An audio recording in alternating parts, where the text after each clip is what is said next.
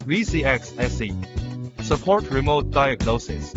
If your car breaks down on the road, you can turn on the phone hotspot. Set name and password to Diagnose.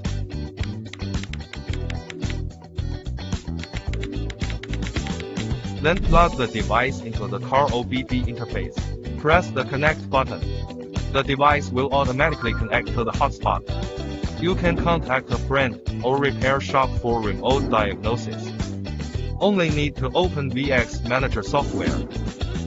Enter the serial number on the device. Click to refresh device. Then click to connect device. The device supports programming and coding functions for multiple models.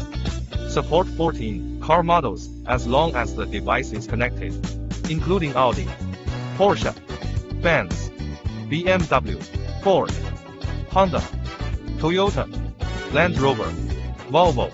Model fault diagnosis analysis.